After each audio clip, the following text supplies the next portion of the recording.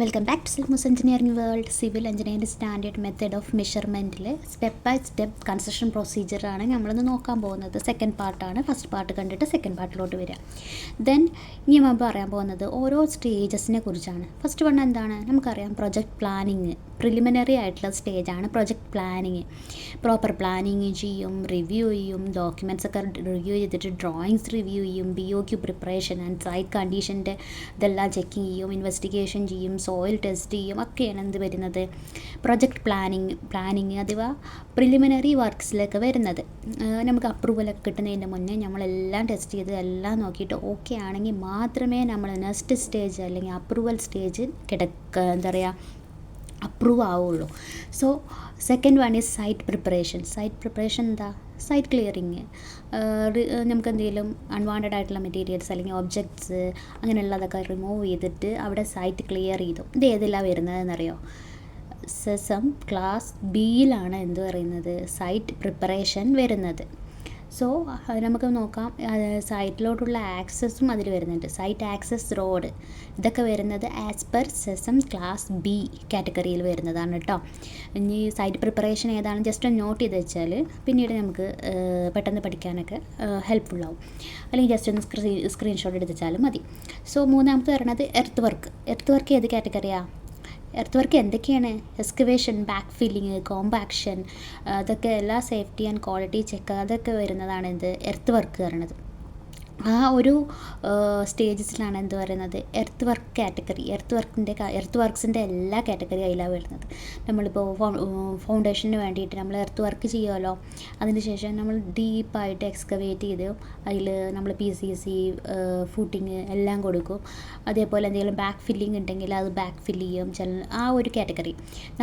നാലാമത്തെ പറയുന്നത് concrete work. After earth work ശേഷം നമ്മൾ വരുന്നതാണ് എന്ത്, കോൺക്രീറ്റ് വർക്ക് പറയുന്നത്. PCC അതേപോലെ ഫൂട്ടിങ് അങ്ങനത്തെ കാറ്റഗറിക്ക് കോൺക്രീറ്റ് വർക്ക്, അതേപോലെ ഫോം വർക്ക്, അതേപോലെ റീഇൻഫോഴ്സ്മെൻറ്റ്, കോൺക്രീറ്റ് ക്യൂറിങ്, ഇതൊക്കെ എന്ത് ക്ലാസ് ജിയിലാണ് വരുന്നത്, കോൺക്രീറ്റ് വർക്ക്. ഇതിൻ്റെ മൂന്നാമത്തെ പാർട്ടുണ്ട്, ജസ്റ്റ് നമുക്കൊരു എക്സാമ്പിൾ പോലെ ചെയ്യാം.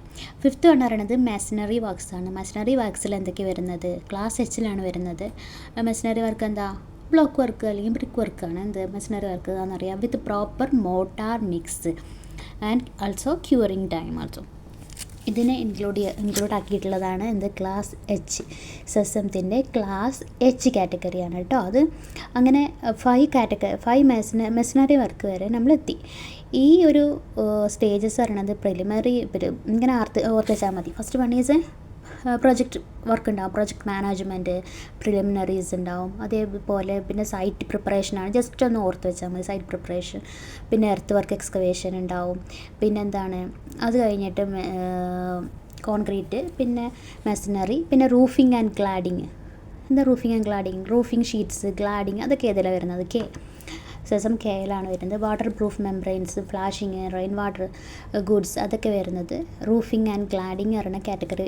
അത് വരുന്നത് ക്ലാസ് കെയിലാണ്. ജസ്റ്റ് ഒന്ന് ബ്രീഫായിട്ട് ഓർത്ത് വെക്കുക. ദെൻ റൂഫിങ് കഴിഞ്ഞു. ഇനി അത് എന്താ വരിക, റൂഫും കഴിഞ്ഞാൽ പിന്നെ എന്താണ് അടുത്ത നമുക്ക് കാറ്റഗറി വരാറ്, നമ്മൾ കഴിഞ്ഞതിൽ പറഞ്ഞിട്ടുണ്ടായിരുന്നില്ല. അതേപോലെ തന്നെ ഇപ്പോൾ വരുന്നത് ഫിനിഷിംഗ് വർക്ക്. ഫിനിഷിംഗ് വർക്ക് പറഞ്ഞാൽ എന്താ, plastering, painting, tiling, flooring works ഇതൊക്കെ ക്ലാസ് എല്ലിൽ വരും. ക്ലാസ് എല്ലിലാണ് അത് വരുന്നത്, ഫിനിഷിംഗ് വർക്ക്സ് എല്ലാം. ഇപ്പോൾ റൂഫ് വർക്ക് കഴിഞ്ഞിട്ട് പിന്നെ ഫിനിഷേഴ്സ് ആണല്ലോ വരിക. ദെൻ നയൻത്ത് പറഞ്ഞത് MEP installation, mechanical and electrical works including plumbing, HVAC, wiring and equipment installation ഒക്കെ വരുന്നത് MEP installation class Q and Rലാണ് CESMM. സോ കഴിഞ്ഞു. ഇനി എന്താണ്, എക്സ്റ്റേണൽ വർക്ക്സ് ആണ്. എക്സ്റ്റേണൽ വർക്ക്സിൽ പേയ്മെൻറ്റ്സ് ഏതാണോ, ഇൻ്റർലോക്കോ അങ്ങനെ ഇതിലൊക്കെ വരില്ല. പിന്നെ അതേപോലെ നമ്മൾ gardening, road work, drainage, landscaping ഇതൊക്കെ എന്താണ്, ക്ലാസ് S&Tയിലാണ് വരുന്നത്. സോ ജസ്റ്റ് ഒന്ന് ബ്രീഫ്ലി ഒരു നോട്ട് ഉണ്ടാക്കി വെച്ചാൽ മതി നമുക്ക് പഠിക്കാനുള്ള ഇതിൽ. ഇതേപോലെ ജസ്റ്റ് ഒന്ന് CESMMത്തിൻ്റെ ഒന്ന് ജസ്റ്റ് ഡൗൺലോഡ് ചെയ്തിട്ട് നോക്കാം. കുറേ ക്ലാസ് 1 ക്ലാസ് 2 അങ്ങനെ ഉണ്ടായതുകൊണ്ട് തന്നെ സംശയം വരും. പിന്നെ ലാസ്റ്റ് ഫൈനലി നമ്മൾ ഹാൻഡ് ഓവർ ചെയ്യുമ്പോൾ ടെസ്റ്റിംഗ് ആൻഡ് കമ്മീഷനിങ് ഉണ്ടാവും. MEPയിലാണ് ഉണ്ടാവുക. അതിലെന്താ വെച്ചാൽ നമ്മളെല്ലാം MEP ടെസ്റ്റിംഗ് ചെയ്യും. ഇപ്പോൾ സേഫ്റ്റി ടെസ്റ്റ് ഇതുണ്ടാവും, അതേപോലെ ഇപ്പോൾ ഫയർ ആൻഡ് സേഫ്റ്റീൻ്റെ ഉണ്ടാവും, അതിങ്ങനെ ഒരുപാട് കാറ്റഗറി ഉണ്ടാവും. അപ്പോൾ അതൊക്കെ ക്ലാസ് ബിയിലാണ് വരുന്നത്. സോ ടെസ്റ്റിംഗ് ആൻഡ് കമ്മീഷനിങ്ങിനും കഴിഞ്ഞാൽ പിന്നെ നമ്മൾ ഹാൻഡ് ഓവർ ആയിരിക്കും. നമ്മൾ എല്ലാ ഡോക്യുമെൻറ്റ്സും എല്ലാം ഹാൻഡ് ഓവർ ചെയ്യും.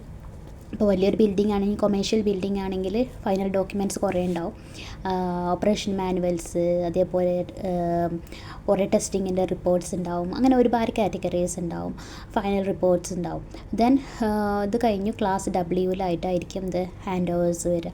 ആസ് ബിൽഡ് ഡ്രോയിങ് അടക്കമുള്ള, ആസ് ബിൽഡ് ഡ്രോയിങ് എന്ന് പറഞ്ഞാൽ last final drawing which means ഇപ്പോൾ അവിടെയുള്ള ഇപ്പോൾ കറൻ്റ്ലി ആ സൈറ്റിലുള്ള എല്ലാതും വെച്ചിട്ടുണ്ടാക്കിയ final drawing, as built drawing. അതേപോലെ ഓപ്പറേഷൻ മാനുവൽസ്, അങ്ങനെ എല്ലാ മാനുവൽസും, അതേപോലെ ടെസ്റ്റിംഗ് റിപ്പോർട്ടും ഉണ്ടാവും. സോ ഇത്രയേ ഉള്ളൂ ഈ തേർഡ് സ്റ്റേജ്.